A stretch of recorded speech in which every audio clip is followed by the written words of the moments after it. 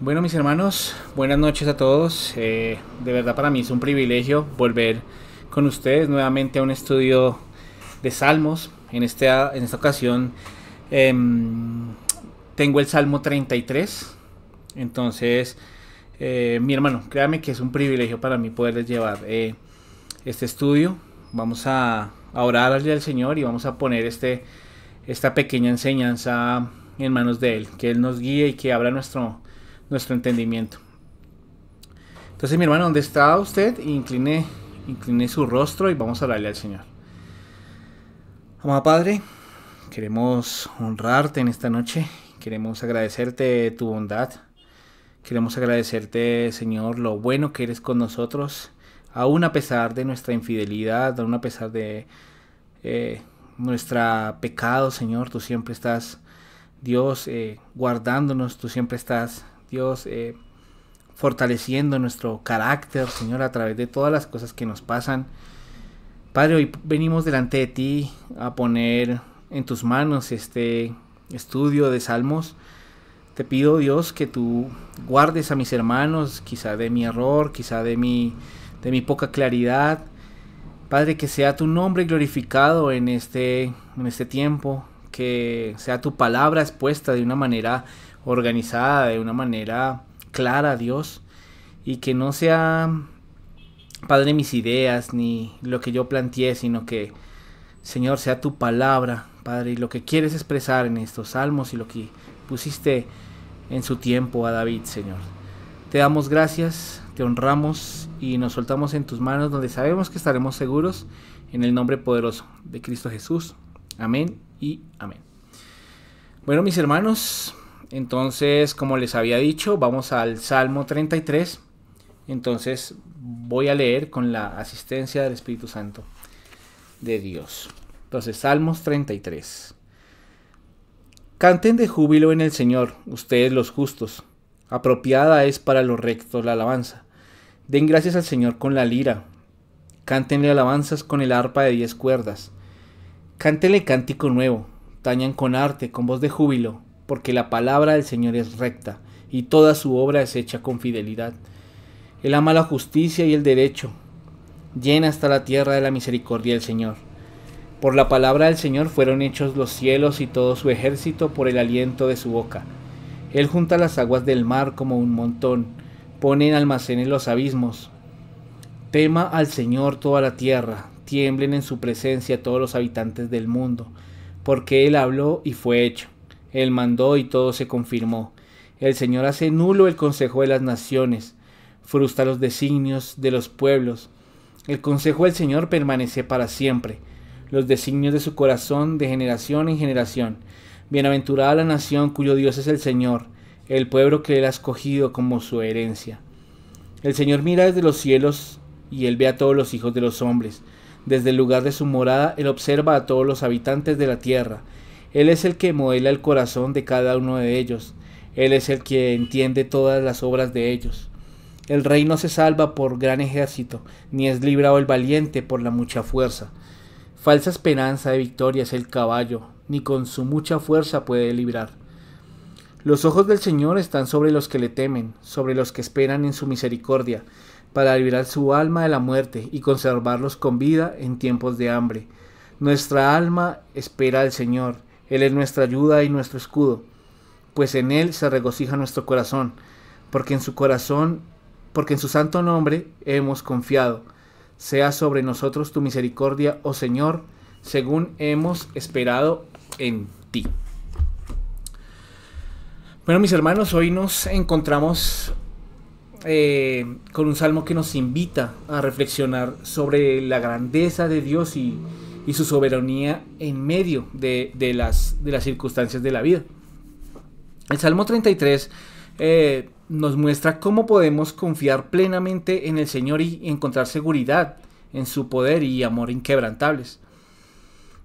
Este salmo no proporciona pistas claras sobre su evento, sobre su contexto histórico, pero su temática de alabanza a Dios como creador y protector es común en los salmos atribuidos a David, o los que escribió David.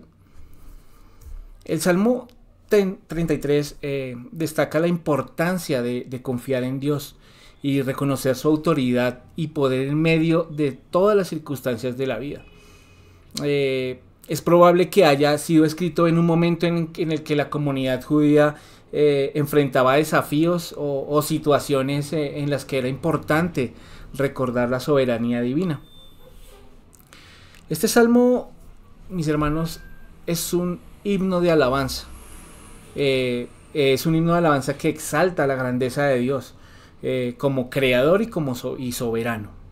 Y aunque su contexto histórico preciso es incierto, se enmarca en la tradición de los salmos compuestos en el antiguo Israel, posiblemente durante el reinado del rey David. Ese es como el contexto que pude encontrar. La estructura básica de este salmo incluye un llamado general a la comunidad del pacto a adorar a Dios, al pueblo. Una enumeración de las razones para adorar a Dios y una petición a Dios de bendición sobre su pueblo. Esa es como la forma de organizar, cómo está organizado este salmo, ¿sí? Y para desarrollar ese salmo, yo hice 4 puntos, hice 4 divisiones, ¿sí? En los cuales iremos pues desarrollando a medida que vayamos avanzando en la enseñanza. El primer punto se llama la invitación a la alabanza, que es del versículo 1 al 3. El segundo es la creación y la palabra de Dios, es del versículo 4 al 9. La soberanía de Dios sobre las naciones, del versículo 10 al 19. La esperanza en el Señor, y el versículo 20 al 22. Esos 4 puntos son. Bueno, vamos a empezar entonces con el primer punto, que se llama la invitación a la alabanza. Este es el Salmo 33, versículo del 1 al 3. Entonces lo vamos a leer. Canten de júbilo en el Señor, ustedes los justos, apropiada es para los rectos la alabanza. Den gracias al Señor con la lira, cántenle alabanzas con el arpa de 10 cuerdas, cántenle cántico nuevo, tañan con arte, con voz de júbilo. El salmista comienza este himno con un llamado de alabanza y adoración. Nos insta a regocijarnos en el Señor y a cantar himnos en gratitud hacia Él.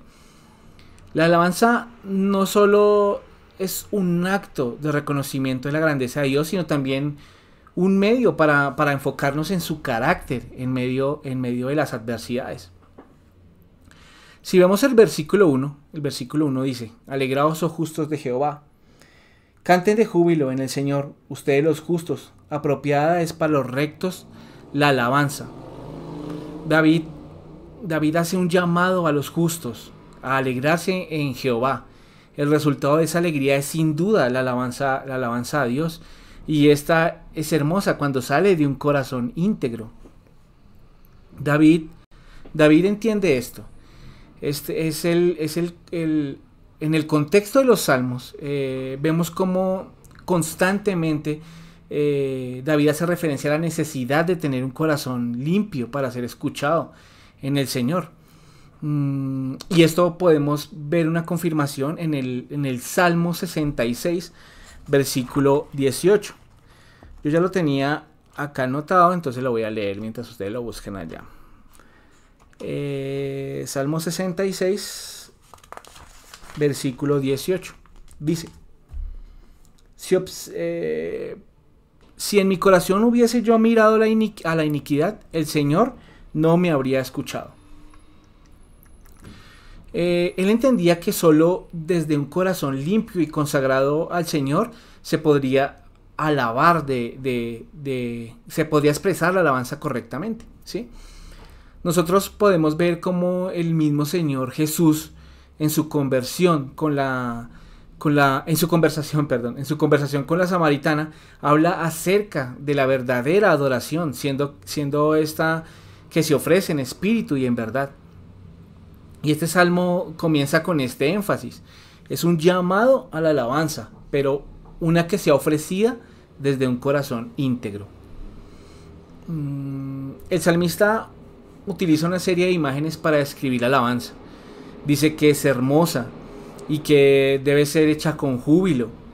Esto significa que la alabanza debe ser sincera y entusiasta. No debemos ofrecer una alabanza vacía o mecánica.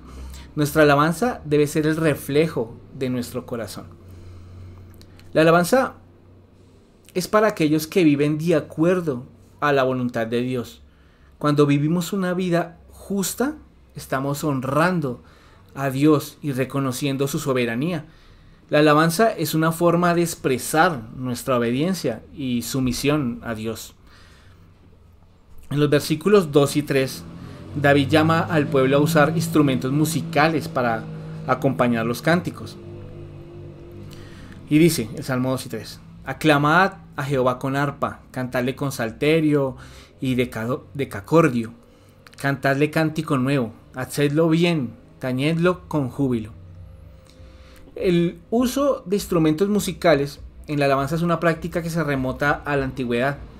Los israelitas usaban una variedad de instrumentos musicales para alabar a Dios, incluyendo arpas, salterios, liras, panderos, trompetas y cuernos. Estos instrumentos ayudaban a los israelitas a expresar sus emociones de alegría y de gratitud y adoración a Dios.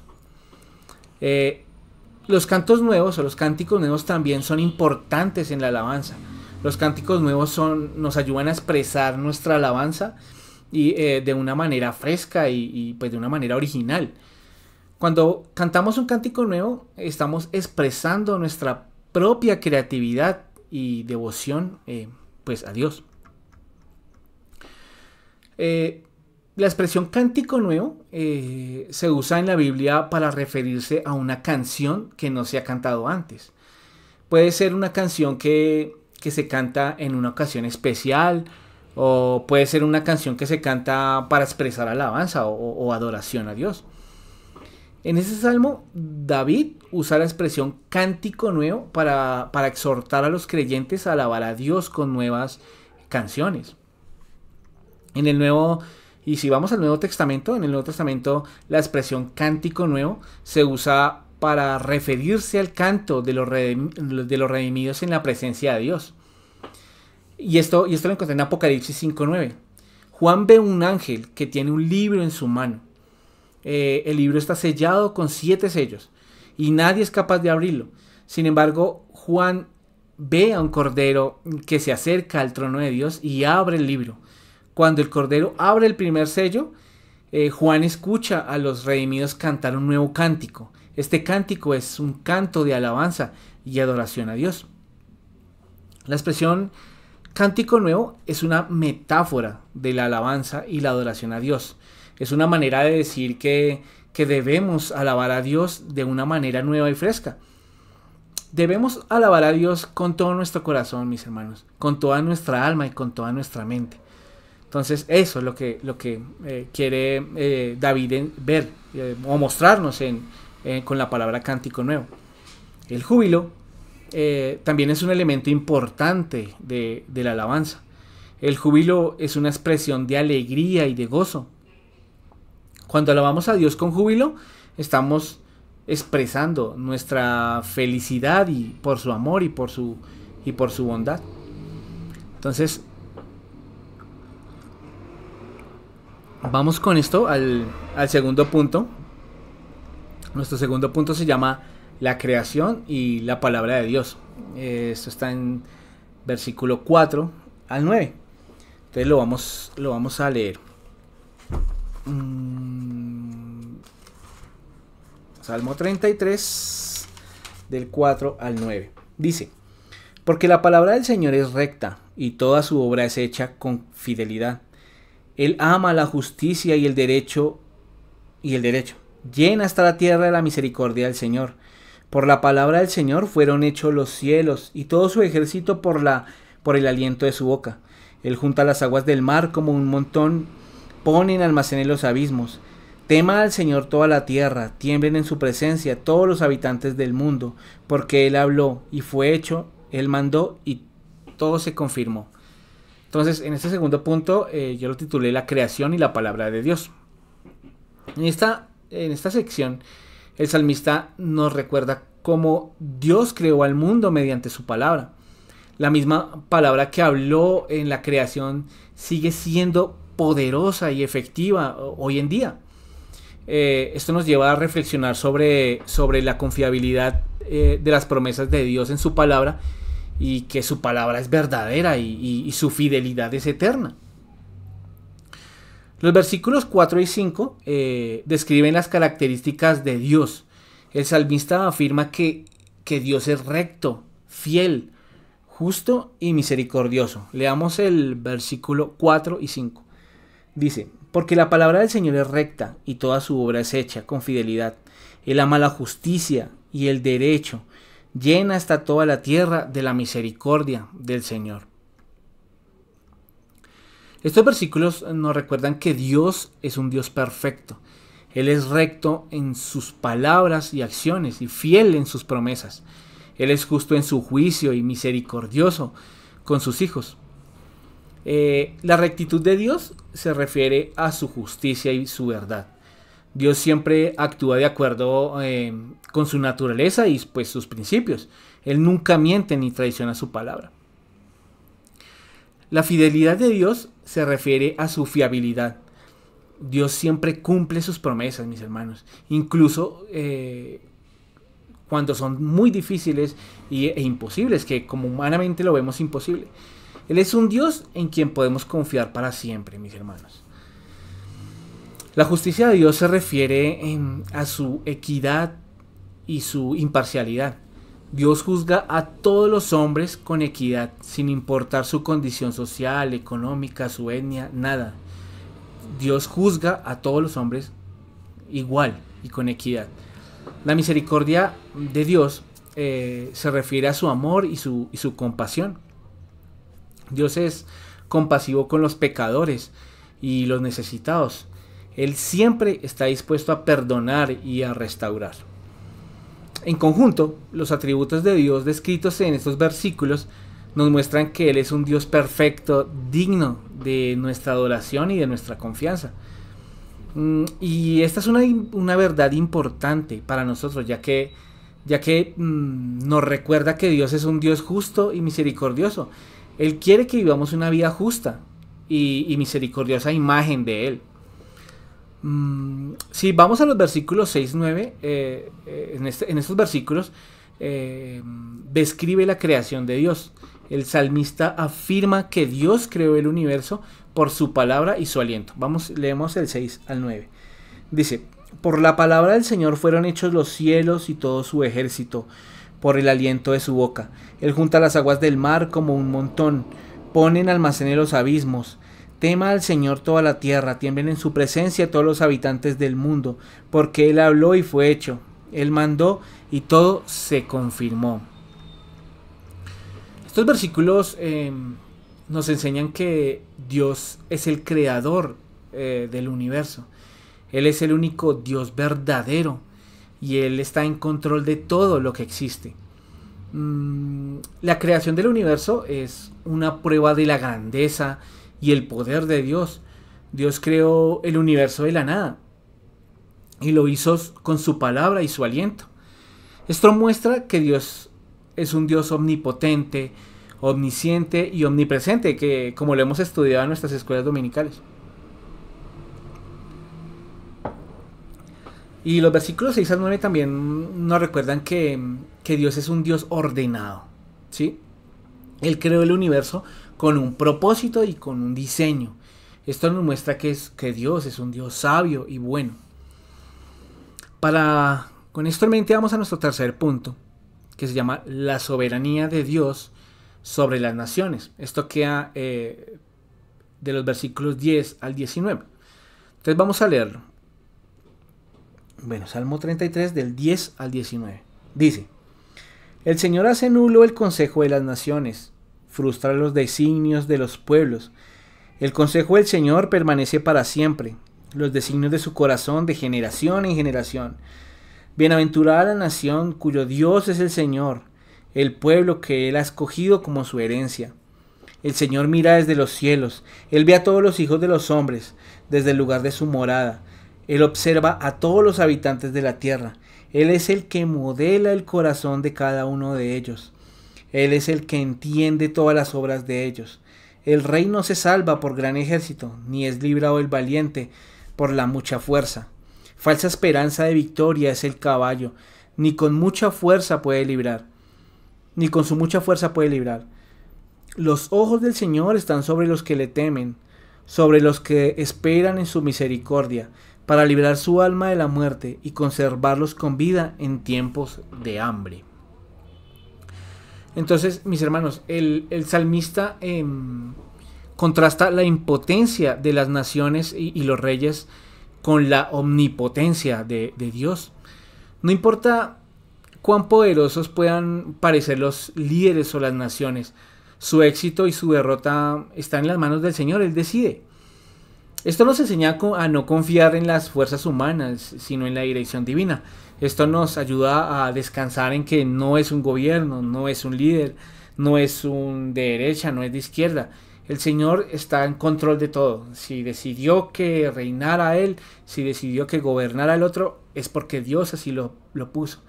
Entonces ahí vemos la omnipotencia del Señor dirigiendo todo esto y poniendo y quitando los reyes. ¿Listo? Los versículos 10 al 19 contrastan los planes de Dios con los planes de los hombres.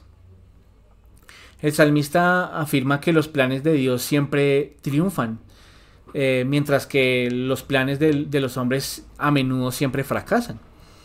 Estos versículos nos enseñan que Dios está en control de la historia. Él tiene un plan para el mundo y ese plan siempre se cumplirá, mis hermanos. Los planes de los hombres, en cambio, son a menudo egoístas y destructivos. Los hombres a menudo se oponen al plan de Dios, pero Dios siempre triunfa sobre ellos. En particular, leamos el versículo 11. Mientras tomo 11, mis hermanos. El consejo del Señor permanece para siempre, los designios de su corazón de generación en generación. Entonces, este versículo nos recuerda que el plan de Dios es eterno. Él tiene un plan para el mundo y ese plan siempre se cumplirá. Esto nos da esperanza para el futuro. Incluso en medio de tiempos difíciles nos da esperanza. Los versículos 16 al 19 también son importantes para el creyente.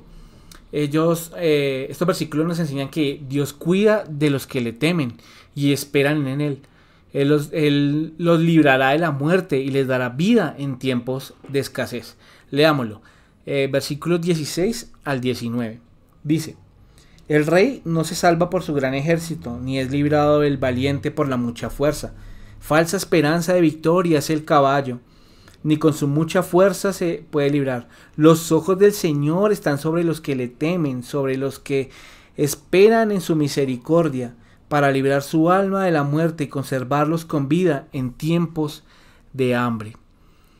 El salmista nos enseña que los planes de Dios son eternos y siempre se cumplen. Esto es lo que entendemos como el decreto de Dios. Para mis hermanos eruditos, los estudiosos, esto es el decreto de Dios. En otras palabras, el decreto de Dios es lo que Dios ha decidido que sucederá. Esto incluye cosas como la creación del mundo, la caída del hombre, la vida de Jesucristo, la salvación de los pecadores y el final de los tiempos.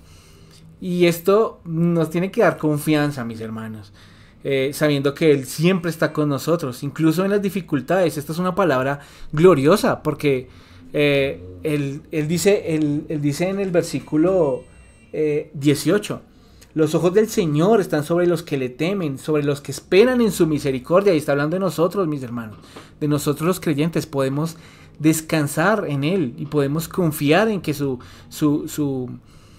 plan para con nosotros es perfecto y ya lo tiene destinado. Entonces podemos descansar en que aún viendo nosotros dificultades en todo momento, podemos descansar en que el Señor es soberano aún sobre eso. Con esto vamos a ir al cuarto punto, que se llama la esperanza en el Señor, que es del versículo 20 al 22. Entonces vamos a leerlo. Dice: nuestra alma espera al Señor, Él es nuestra ayuda y nuestro escudo, pues en Él se regocija nuestro corazón, porque en su santo nombre hemos confiado. Sea sobre nosotros tu misericordia, oh Señor, según hemos esperado en ti.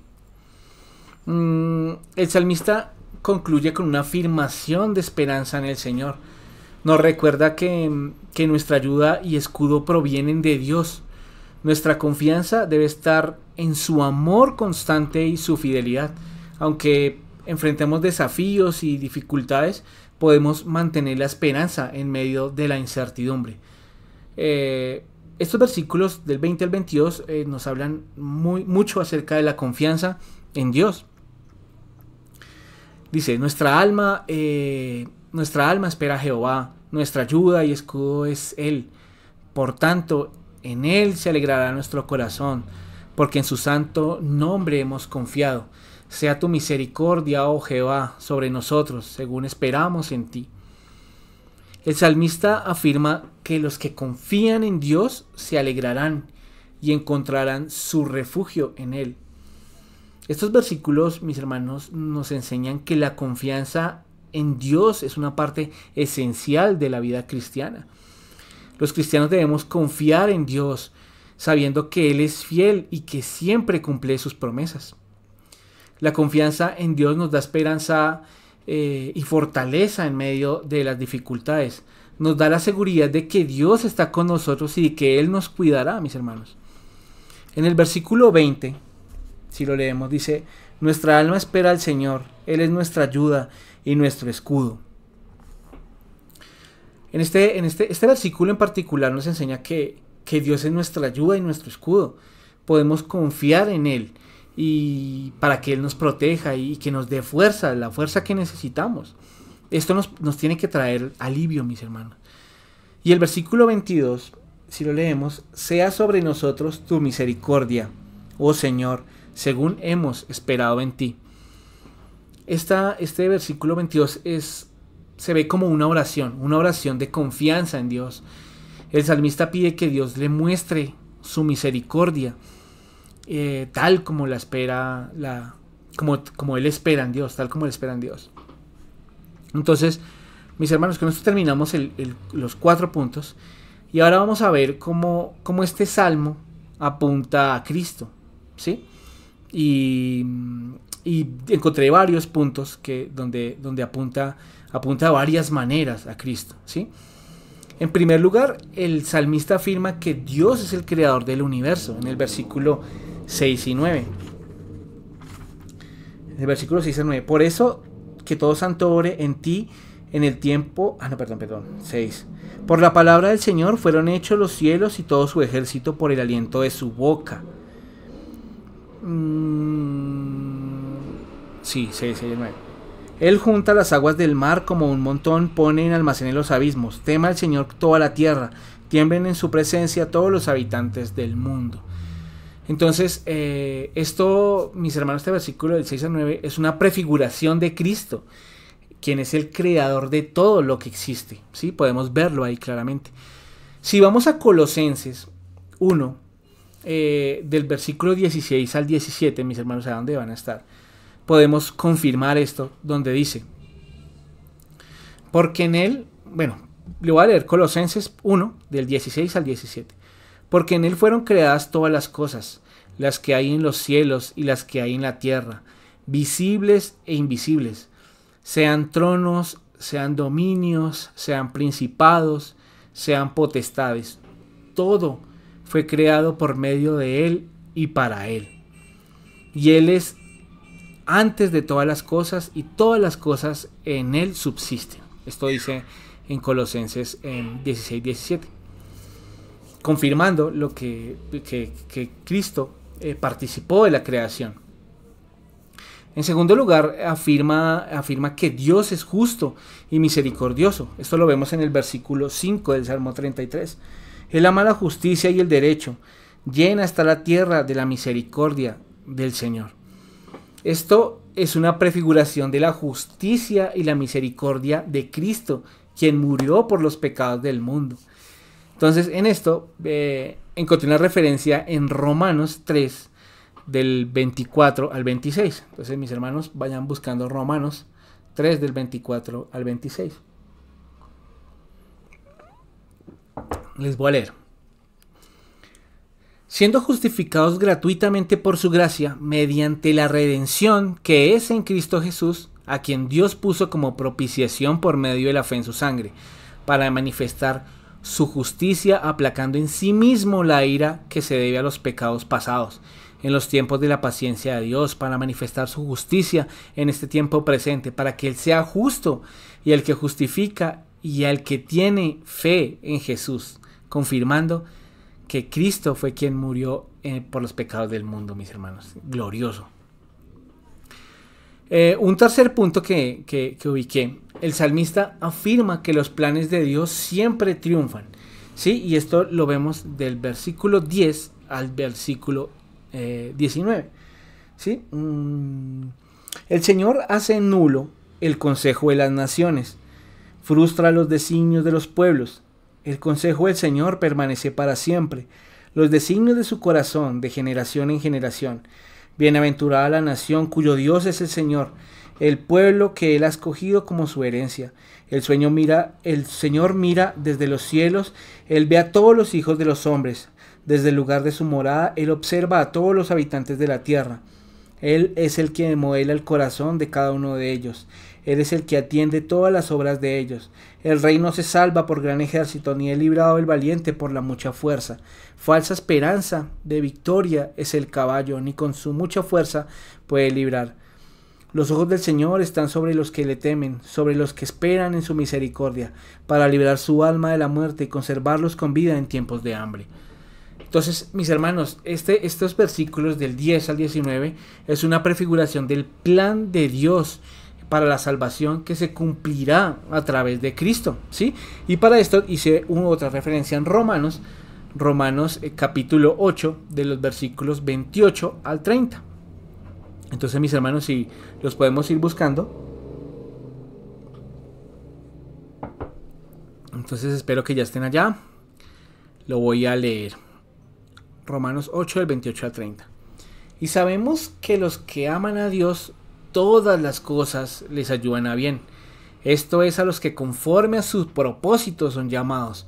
Porque a los que antes conoció, también los predestinó para que fuesen conformes a la imagen de su Hijo, para que Él sea el primogénito entre muchos hermanos. Y a los que predestinó, a esos también llamó. Y a los que llamó, a estos también justificó. Y a los que justificó, a estos también glorificó. Glorioso plan del Señor para la salvación de nosotros. Entonces, todo esto se iba a cumplir a través de Cristo, confirmándolo en Romanos 8:28. Un cuarto punto, mi hermano, de lo que este salmo apunta a Cristo, podemos verlo en el versículo 16 al 19, ¿sí? Y si lo vamos y lo leemos: el rey no se salva por gran ejército, ni es librado el valiente por la mucha fuerza. Falsa esperanza de victoria es el caballo, ni con su mucha fuerza puede librar. Los ojos del Señor están sobre los que le temen, sobre los que esperan en su misericordia, para librar su alma de la muerte y conservarlos con vida en tiempos de hambre. Entonces, mis hermanos, esto es una prefiguración de la protección y el cuidado de Cristo para su pueblo.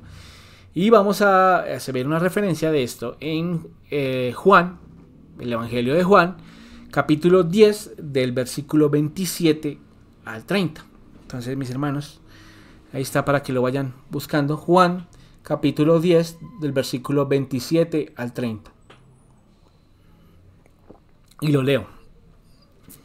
Mis ovejas oyen mi voz y yo las conozco, y me siguen, y yo les doy vida eterna, y no perecerán jamás, ni nadie las arrebatará de mi mano.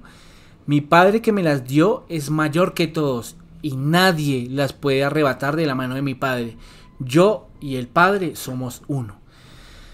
Entonces, mis hermanos, como les decía, en este cuarto lugar hablábamos acerca de que de la protección y el cuidado de Cristo para su pueblo, asegurando que somos su rebaño y que somos sus ovejas y que nos llevará hasta el final. O sea, gloriosa esperanza y gloriosa promesa, mis hermanos, para nosotros.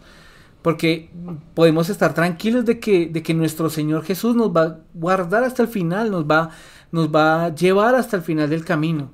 Así que nadie la podrá arrebatar de la mano. Entonces es glorioso, glorioso, mi hermano. Si usted no se emociona, como dice el hermano Humbert, si usted no le emociona en estas palabras, hermano, bueno, listo. El quinto lugar de esta referencia que estamos hablando, del Salmo 33, donde vemos a Cristo, lo vemos en el versículo del 20 al 22, ¿sí? Nuestra alma espera al Señor. Él es nuestra ayuda y nuestro escudo, pues en Él se regocija nuestro corazón, porque en su santo nombre hemos confiado. Sea sobre nosotros tu misericordia, oh Señor, según hemos esperado en ti. Entonces, mis hermanos, en estos versículos podemos ver una prefiguración de la confianza que los cristianos deben tener en Cristo. Y esto vi una referencia en Hebreos 11 del versículo 1 al 6. Entonces, mis hermanos, mientras me tomo un precioso café, su merced vaya buscando Hebreos 11 del 1 al 6.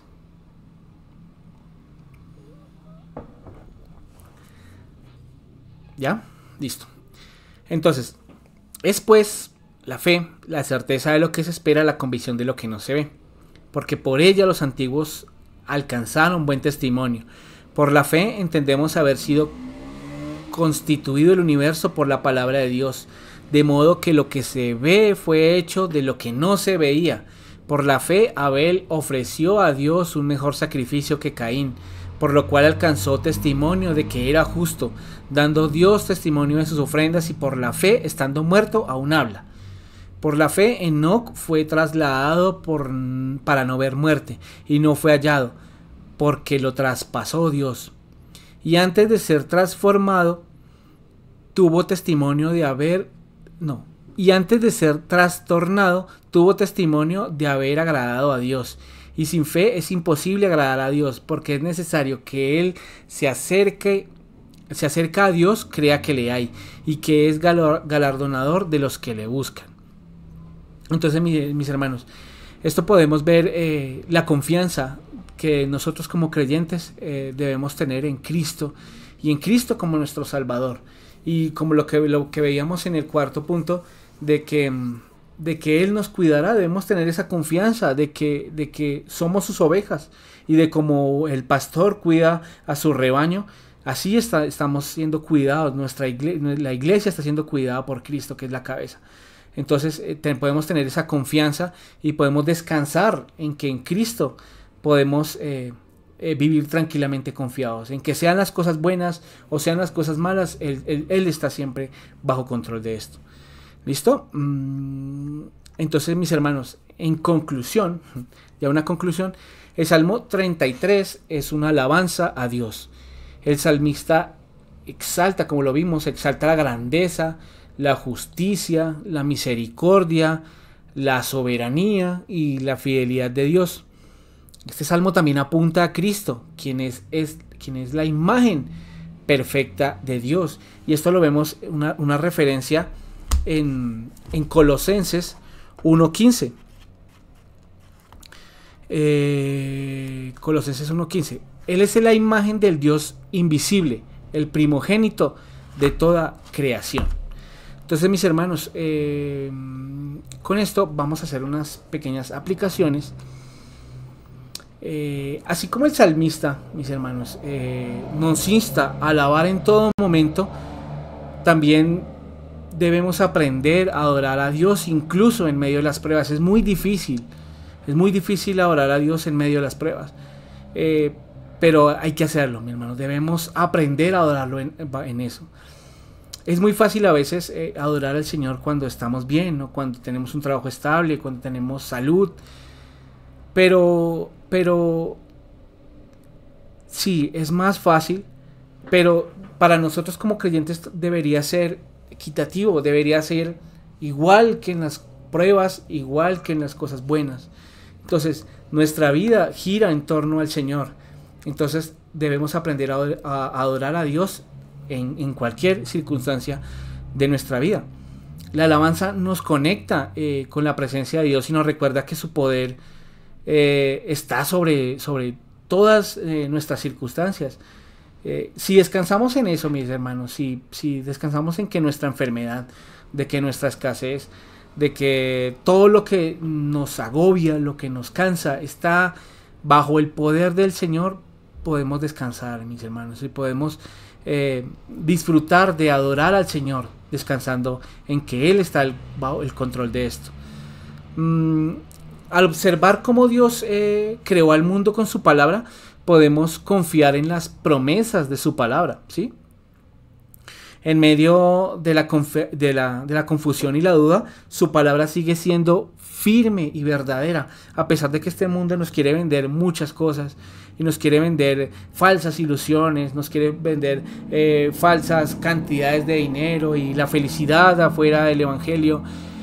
Mis hermanos, nosotros debemos tener la confianza firme y segura, firme y verdadera en Dios, y que sus promesas en su palabra están para nosotros y debemos, Señor, debemos rechazar esa confusión y esa duda que a veces nos llega a nosotros, ¿sí? Descansemos en la palabra del Señor, mis hermanos. Ahí podemos encontrar la respuesta quizá a lo que nosotros estemos buscando.